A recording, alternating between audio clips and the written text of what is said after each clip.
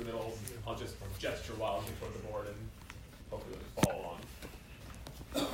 All right, so last time, you remember, we started to build up this picture of how to translate chemical reaction schemes into actual formal sort of mathematical objects, right? So things that we can analyze analytically.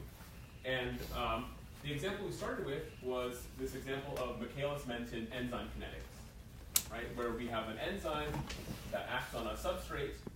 It forms a bound state complex, which then irreversibly turns that substrate into a product, right? And the enzyme is then recycled. And we did some work to write down differential equations that corresponded to these different arrows, right? We said that what we wanted to do at the end was to compute the rate of product formation, the rate of this last step. And then, we saw, okay, we have these couple differential equations. We have an equation for how fast the product is formed. And in order to go further and actually get a nice expression for how that chemistry actually happens, we made an assumption, right, that J.B.S. Hallman told us back in the 1920s or 10s about the fact that we're going to say that the enzyme substrate complex formation happens much, much faster than the product formation, right? And so we can assume that this is relatively constant with respect to the rate of product formation, right? So if you make that assumption, then you get this really nice compact equation for the rate of product formation as a function of the substrate concentration. That's kind of where we left things off. Now, this is a nice place to start because it's an important reaction scheme, right? Enzyme kinetics is an important process that happens in living systems. But and also these functional forms. So this kind of rate of formation of something as a function of some input like substrate.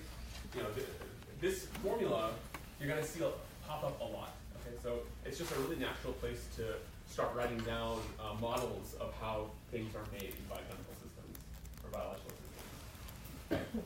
But there are some drawbacks to this model that we're going to try and remedy today going forward. Okay, so one major drawback of this model is, and let me ask you guys, what's the true steady state of this system? So this is sort of the pseudo-steady state where we assume this is really slow compared to this, and so we can write down sort of this rate of product formation as treating everything else as if it's kind of not changing in time. So if you actually take these arrows all very seriously, what's the true steady state of the system? It's whenever all product has been formed and the substrate remains. Exactly. So there's nothing left, right? So if you in fact were to plot these quantities as a function of time,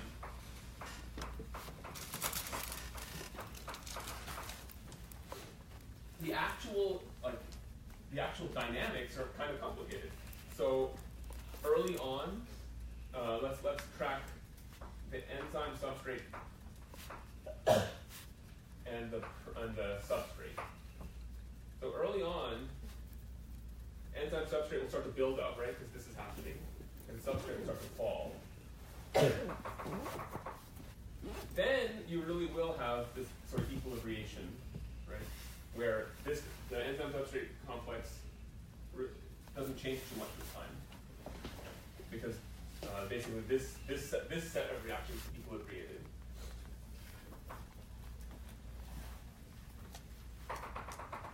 But eventually, if you take all this prescription very seriously, right, this substrate it's just however much you started with, right? It's not being injected from anywhere else. It happens to be vastly in excess in this steady state assumption, but you do start consuming it, right? And over time, this will actually crash, right? This will start going down, as will this. And of course,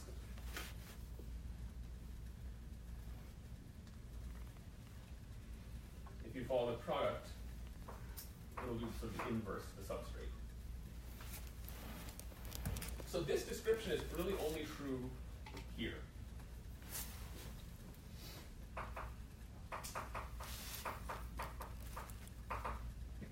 And while this is a really useful model for how fast an enzymatic process happens, we know for a fact that many processes in living systems, in fact, do inhabit steady states, right? True steady states. I think the most dramatic example of that is that, since the very origin of life, there has been an unbroken chain of biochemical reactions that has allowed you and I to be in this lecture hall, right? Over billions and billions of years. We've not run out of substrate. Right? So we would rather have a description that is able to actually produce true steady states that we can then sort of analyze in terms of what those steady states mean for function. Yeah? What's E sub t again? That's the total enzyme concentration. So remember, enzyme is also conserved, but enzyme, unlike substrate, enzyme is regenerated in that final thing. So we actually don't use that up. We do use up substrate. Okay, so that's probably the most fundamental issue with this development picture is the fact that it doesn't produce true steady states. So if you were to use this as a model of the cell, for example, basically this would predict that all cells they die and go to zero. So this can't be the final description of what we're actually after. Another issue is not as grand, I guess, but it's important, which is that, and this was brought up in the discussion last time. We're modeling this enzyme as if it's a pretty simple object, right, with just sort of one binding site. Whereas we know that in real enzymes and real biomolecules, so not just enzymes, but like DNA, polymers, like pieces of the cytoskeleton, they have not just one binding site, they have multiple binding sites, right? And as we'll learn by the end of the lecture today, this presence of multiple binding sites can confer qualitatively different kinds of functional output. and we'll get into that today. So how are we going to fix this description?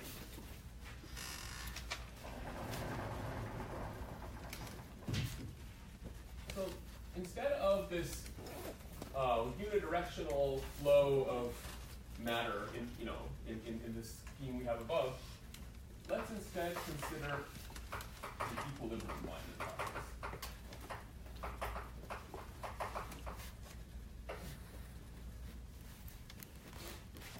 And so let's assume that we have something similar to about to start, where we have some S, so this is some substrate, plus some, I'm going to label this P, and P can be a lot of different things. It can be a protein, it can be DNA, whatever. And instead of allowing this protein just to exist as like a homogeneous mix, we're going to say that we're actually going to track how many of these substrates are bound to a given protein. Let's use that language for now, but it can be, just keep in the back of your mind, it can be other things too. So I'm going to keep a subscript here. For now, it will be 0. We'll do the number of substrates bound.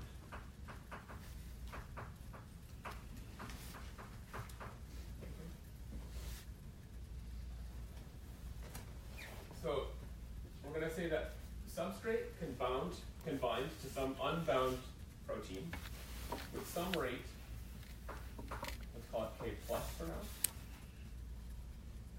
to form P1. Or this can unbind with some rate K minus.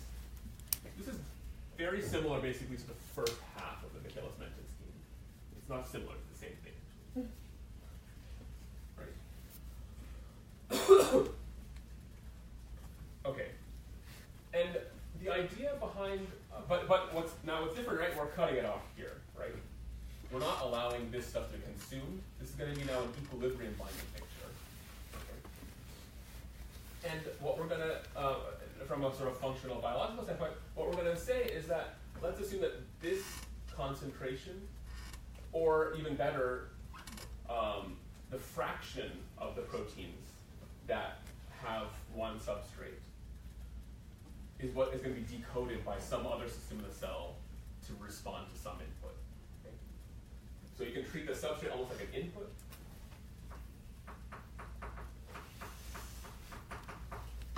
And this product, or this singly bound product or protein,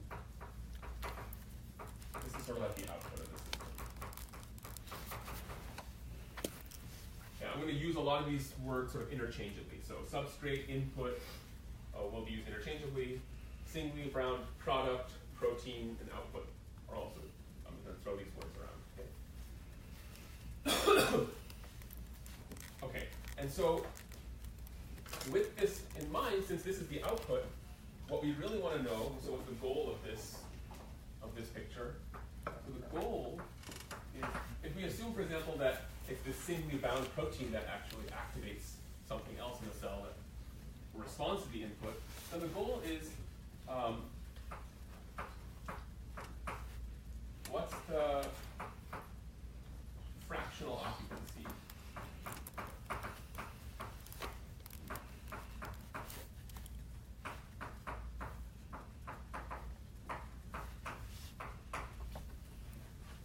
of the site.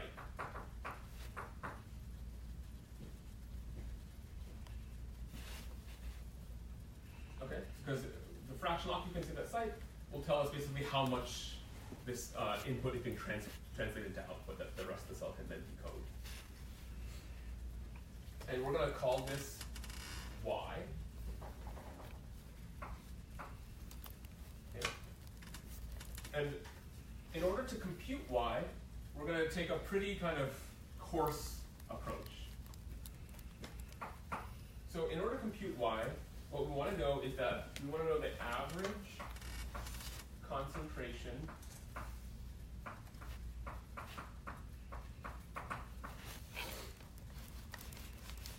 of substrates bound per protein divided by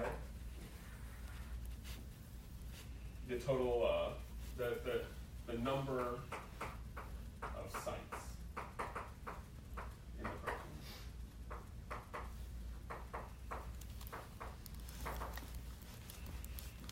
Does that make sense to everyone? So it's just what fraction of sites in a protein are bound by substrate, and that's what the cell's going to monitor.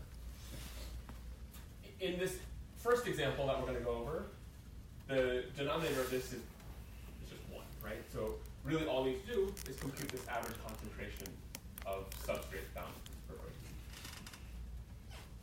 protein.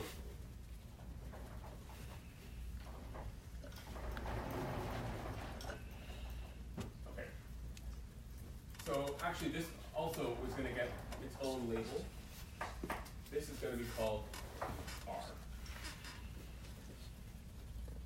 So let's work on getting R.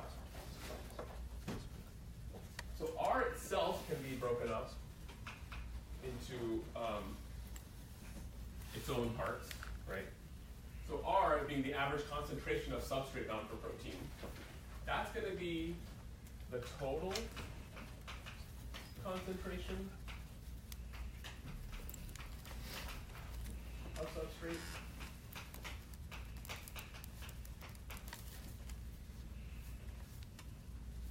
to all proteins divided by the total concentration of proteins.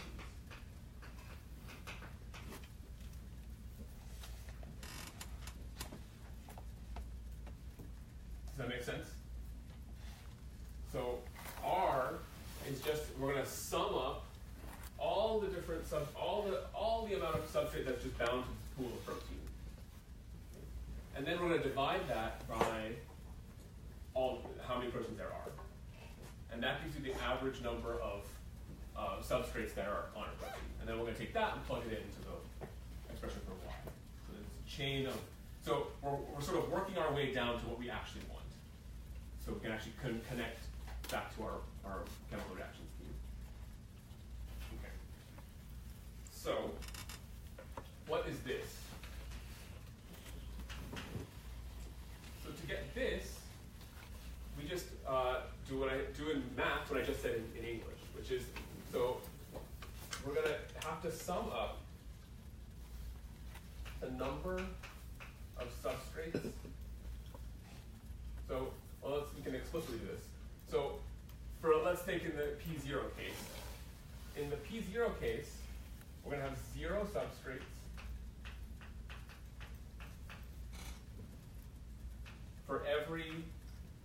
for all the concentration that has 0 substrates bound, plus 1 substrate for all the proteins that are singly bound.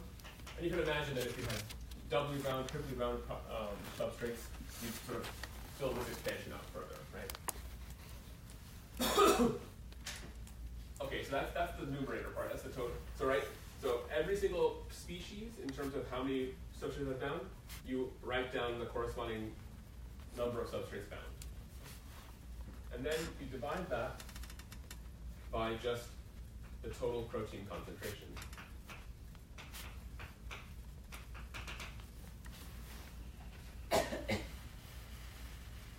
Everyone with me still? Okay. And now, maybe you can see where the reaction stuff is going to start coming up, right? So now we need to solve for these concentrations in order to plug into this expression for the average concentration of substrate bound to protein. So how are we going to do that? So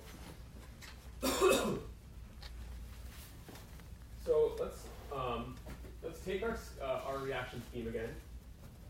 So it's S plus P naught goes to P1. And the first thing we want to do is we want to write down the differential equation that corresponds to these processes. So let's write that down. So dP1 dt is equal to, so it's K plus times the substrate concentration times the unbound product, right?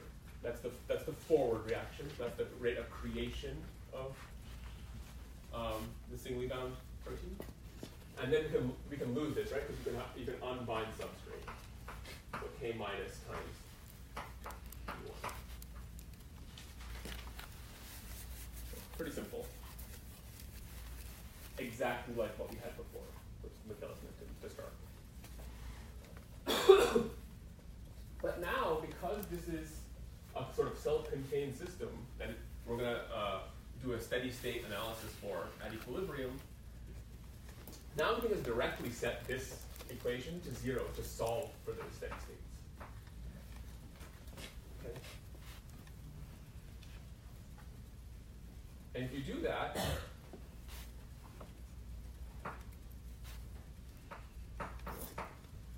then you end up with an expression where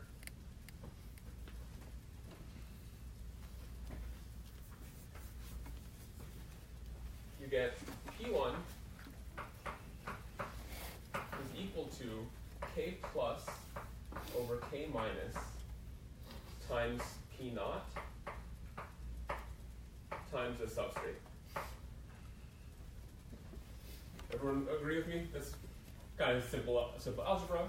And the reason I'm belaboring this kind of otherwise obvious point is now we can start doing things we can start redefining some of these terms and stuff in useful ways. Okay? So to start with, we can call this ratio of the forward rate to the reverse rate. We can call that, we'll just call it K slash. Okay. And K slash is this ratio of the reverse of the forward rate to the reverse rate. And what that means is basically how much faster is the product formation compared to the binding formation versus the unbinding.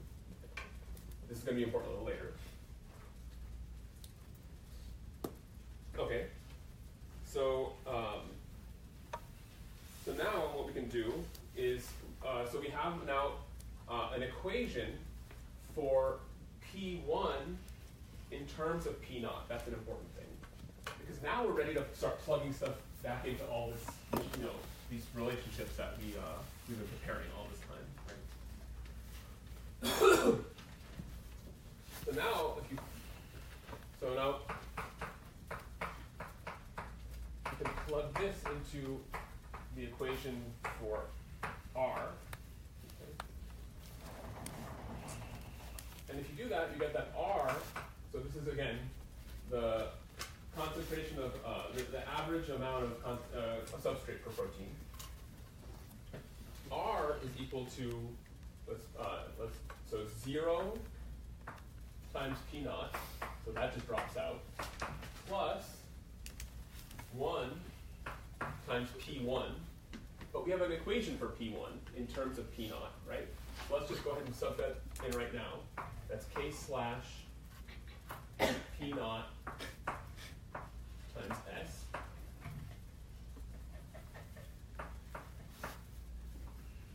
Divided by P naught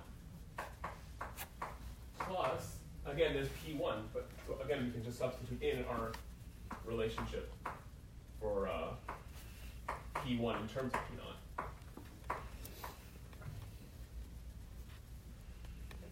Now, so this is 0, and these P naughts all cancel, right? They factor out of the ratio. And so what you're left with is that this, the sort of average concentration of substrate bound per protein is something that should look kind of familiar to you mathematically, if not sort of biochemically. So it's K slash times the substrate concentration over 1 plus K slash times the substrate concentration. In this very, very simple reaction scheme. This looks a lot like the Michaelis-Menten kind of description of enzyme kinetics, right? It's sort of in a different context. It's now for how much substrate are bound per protein, but it's the same basic idea of how does your input affect one of the first outputs that you want to look at, which is how much substrate per protein. So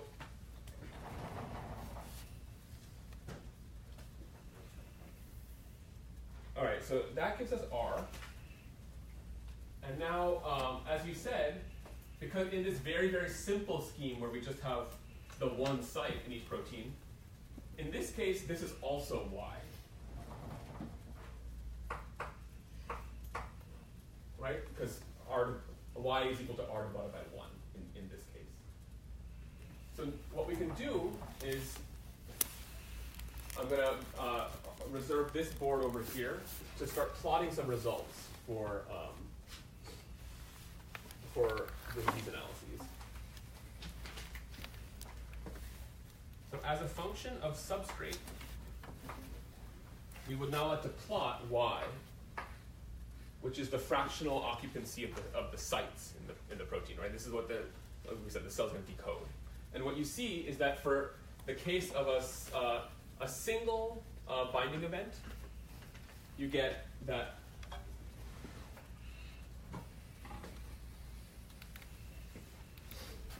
you get this sort of hyperbolic relationship between the fractional occupancy of the protein and the input, the substrate. Okay. So we've kind of gotten back now to a picture similar to what we had with enzyme kinetics and the Michaelis-Menten scheme, but now with this equilibrium binding picture. Okay.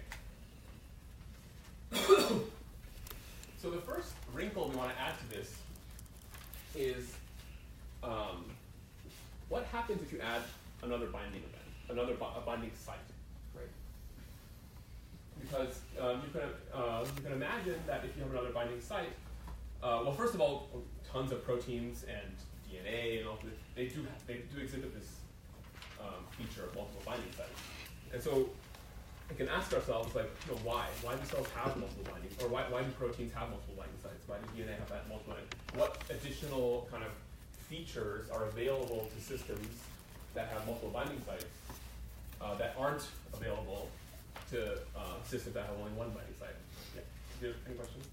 Yeah. So what's the point? Like, why do cells evolve these things? Okay. So let's add another binding site and see what happens. Okay.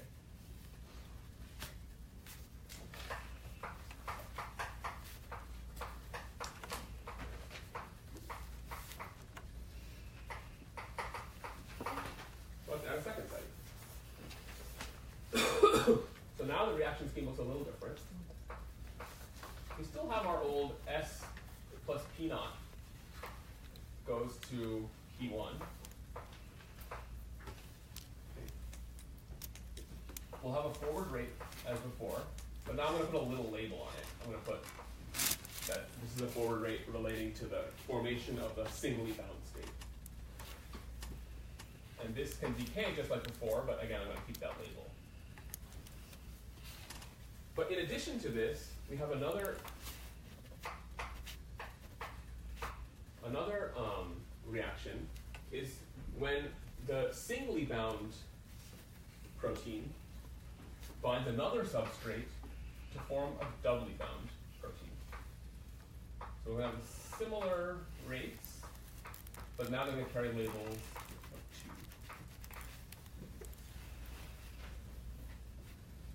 2. Okay? And just like with the, I don't know if I explicitly mentioned this, but just like with the case of the single site, we're going to assume that the substrate is vastly in excess. I should have mentioned this before. So we're not consuming any substrate in this system, right? Because there's going to be so much around that whatever little gets drawn onto the protein is going to be a negligible fraction of the whole amount of substrate. That's why we can plot against it in our y versus x plot. Okay, so let's then write down the differential equations that correspond to this. So we can write all 3 equations. Well, actually, wait, before I get into this, there's another way I could have drawn this whole scheme, right? I kind of already gave away the punchline accidentally. I could have also drawn it where I have the P1 plus S reaction just sort of goes off to the right, yeah? And couples to this. What, any of you know what the principle is that allowed me to break it up like this? Do you remember this from your like thermo or stat mech or anything? So in equilibrium systems, what we assume is that that when you have even these coupled reaction schemes, we assume that the individual reactions are all in equilibrium themselves. Okay, so we can't have net flux from the 0 state to the 1 state to the 2 state and then back to the 1 state to the 0 state. We assume that the 0 state and the 1 state are in equilibrium with each other, and we assume that the 1 state and the 2 state are in equilibrium with each other separately. And that principle is known as detailed balance.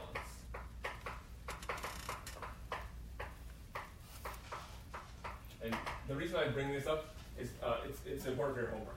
So you'll see in problem set 1, question 1, you're going to use detailed balance in the exact same way to break up reaction schemes.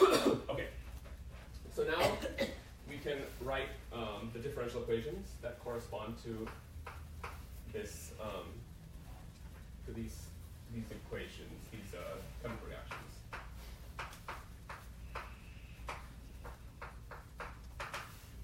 So dt naught dt is made by unbinding from P1, and it's taken away by binding to substrate.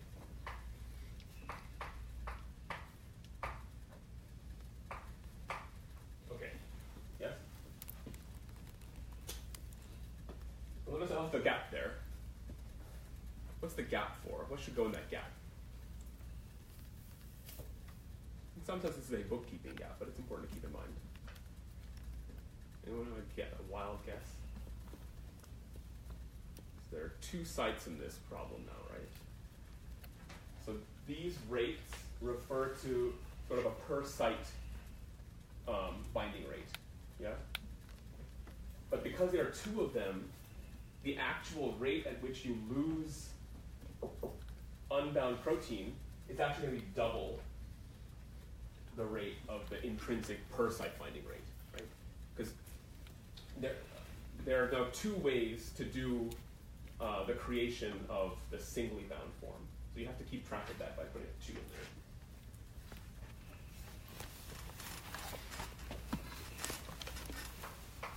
For the singly bound species,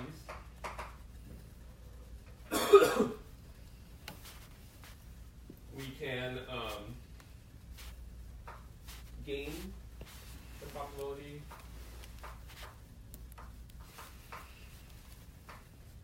which I'll get to.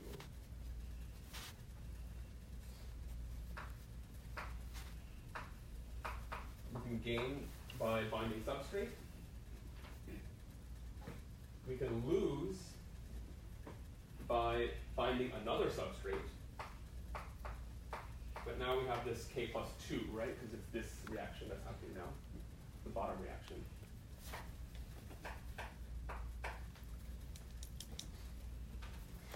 Or we can lose by binding, by unbinding one of these.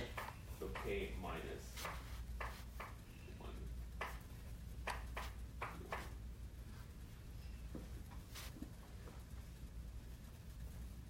All right, everyone satisfied?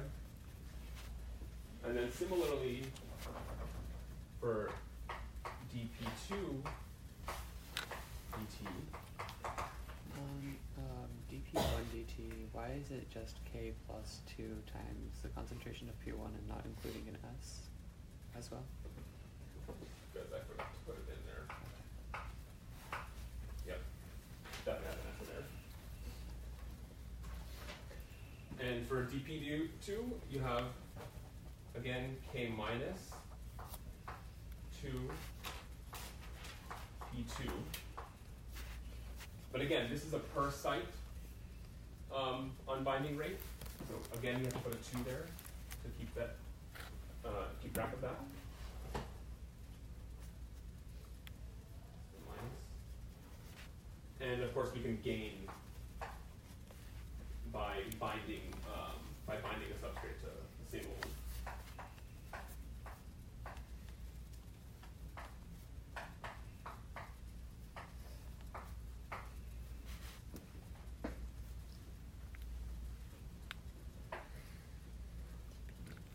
Okay, so that's the set of differential equations that describes the binding of substrate to a protein that has 2 sites now. Okay. So now let's do the same thing as we did for the 1 site case, right? And see what kind of new behaviors we get as a result of adding this binding site. So what we're going to do is first things first, we're going to solve for the steady states. So I think, yeah, people were asking, oh, do we need to solve differential equations? We do a lot of, basically, this is going to be a lot of what we do, right? If we're just going to take these differential equations, write them down, but then analyze their steady state behavior. So let's set all this stuff to 0. And see what we get. And remember, the goal at the end is to make a similar plot as we did for the single case, the single site case, right? A fractional occupancy of the sites as a function of the input substrate. Okay, so what do these steady states look like?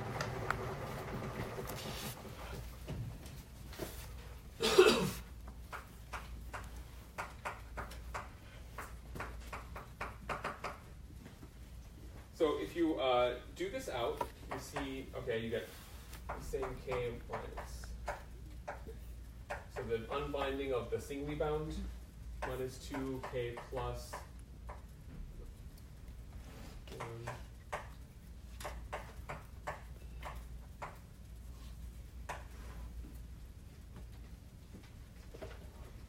So you can make that equals, right? And then you get if you rearrange these terms a little bit, you get that you get 2 times this ratio of the forward and reverse rate is equal to the ratio of the products to the reactants. Okay. And the reason why I wrote these all out is because, again, just like with the single case, the single site case, we can now rewrite these things in sort of more convenient notation. So this is very similar to what we had before as our K slash. So I'm going to call this K1 slash. So it's the ratio of the forward and reverse, the binding and unbinding rate constants, but for the single binding case, for the one bound substrate case. And this, anyone remember what this is kind of called from chemistry? Well, mass action. Well, yeah, it's related to that. It's basically the association rate, right? The association constant, right? Because this is the ratio product to the reactants. So we're going to call this kappa 1. Okay? And what you see from this equality is that kappa 1 is equal to 2 times K1 slash. That reflects the fact that it's two sites. So this is going to be just a convenient thing to substitute in from time to time.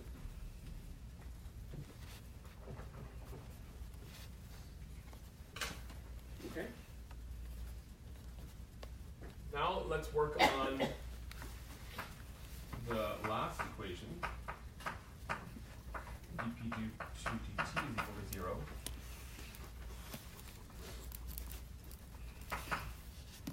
And what that's going to give you, if you do some algebra out, is that you'll get 2k minus 2 times the doubly bound protein is equal to k plus 2 times the singly bound protein times the substrate concentration. It's just rearranging where the equal sign is. So then again, very similarly to what we did in the dp0 dt equation, we can do a similar thing to the dp2 dt equation.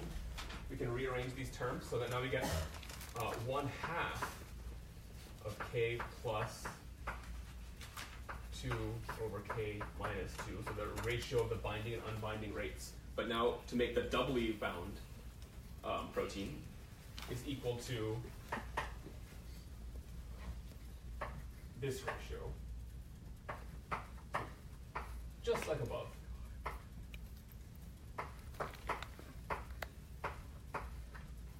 Okay.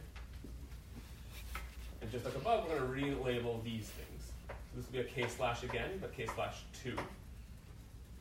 And this association constant will be kappa 2. And similar to above, we have we have an equality here. This is a steady state relationship between the kinetics and the association energies. We have that kappa 2 is equal to 1/2 K2.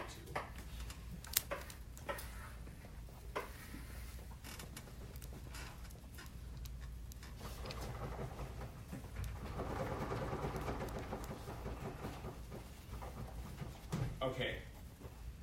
So now what we have is we have all the sort of machinery in place. We have all this sort of relation. We haven't even used it. So now we want to go and use the dp1 dt equation. So similar stuff happens in that. But now we're ready to start writing down solutions to the relationships that we want here, right? These like total concentration of substrate per protein and then normalized at other sites. So let's do that. So what's R in this case? So now we have 0 times P naught plus 1 times P1 plus 2 times P2 over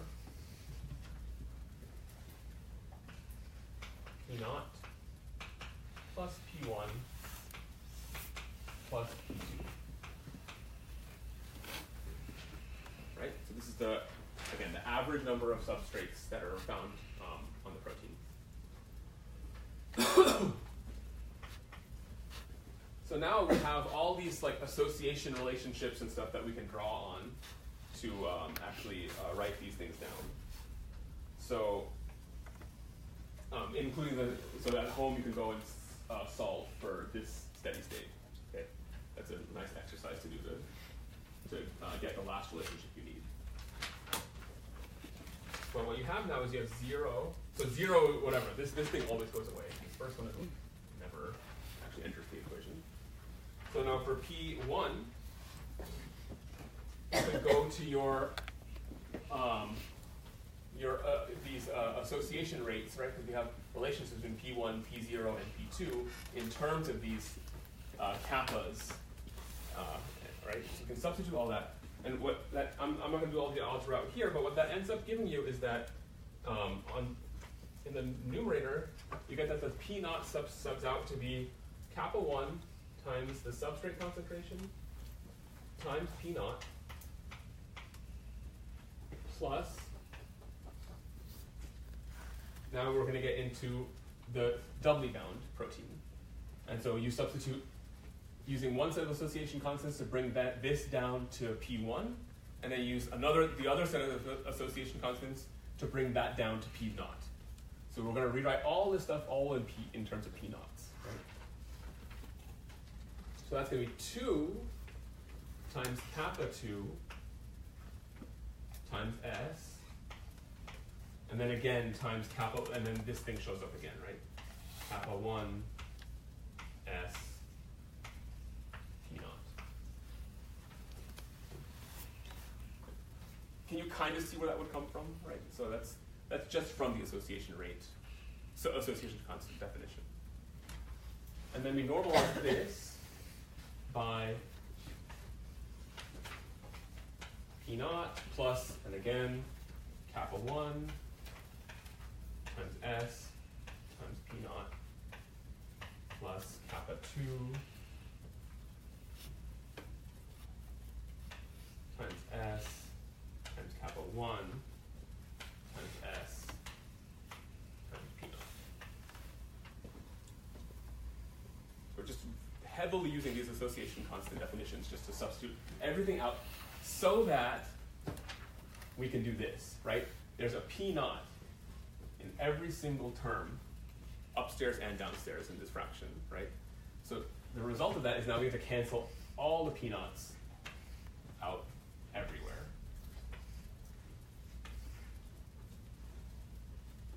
Okay? And remember, what we wanted was Y. So Y is just R, right? The average concentration divided by the number of sites. So it's just R divided by 2 in this case. So what we'll do is now we'll just divide this whole thing out by 2, and that will give us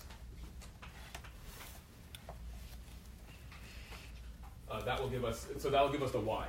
But another thing that we'd like to do is we'd like to now go back and use these equalities between the association constants and the actual kinetic rate constants to rewrite this R and this Y, so the fractional occupancy, in terms of the rates. So if you do that, and again, there's some algebra I'm going to suppress. Basically, you substitute in 2 k/1 in for kappa 1, and you substitute in 1/2 k/2 for kappa 2 into these, and divide by 2, right? Because our number of sites per protein is 2. And what that ends up getting you is the following equation. Y ends up being k/1 times S plus k/1 k1 slash times k2 slash times S squared. So that's what's up here, and that's related to the fact that we have 2 sites, divided by 1 plus 2 k1 slash S plus k1 slash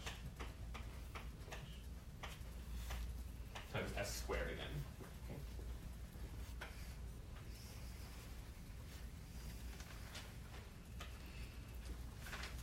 So that's an important equation. So that what this tells us is that if you have 2 sites, the fractional occupancy undergoes a sort of qualitative change as a function of input, right? Instead of being sort of quasi-linear or and saturating with the substrate, you actually get this non-linearity that pops up. And why is that? What does that do for us? The non-linearity, the importance of non-linearity now starts to depend on the relative magnitudes of these k slashes. Okay. So now let's go back to what the reaction scheme was. Here. So in the limit where k2 slash, meaning the binding rate of the second substrate, is much, much bigger than the k1 slash, if this is much bigger than this, meaning this process happens much faster than this one, then basically what you have is a system where you bind one substrate, but then you bind the second one right away, right? Because the second thing happens so much faster than the first one. In that limit, where k2 slash is much, much bigger than k1 slash, this ends up being this y. It looks like something more like this. It looks more like s squared over something plus s squared. Okay? If you plot that on our y versus s plot, you still get this saturating behavior up here, right? So this is hyperbolic. This is the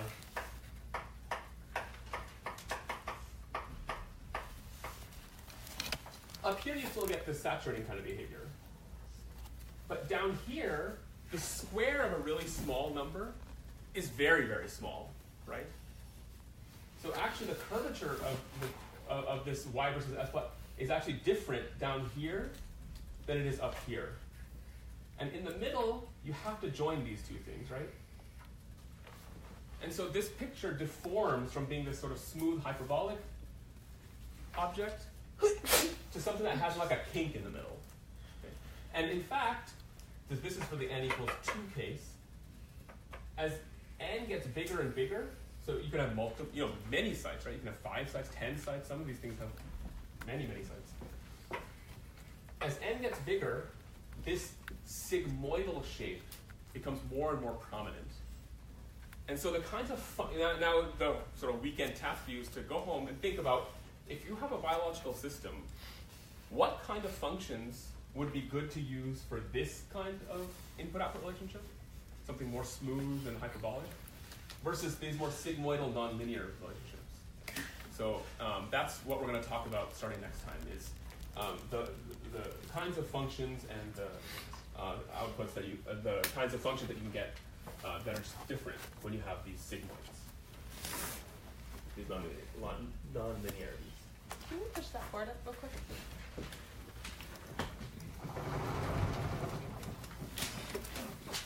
I didn't really define this. This is just a placeholder. Yeah. All right. Any questions about? So yeah, that's the sort of key take home for today. Is like when you add multiple binding sites, you start to deform these curves into non-linear.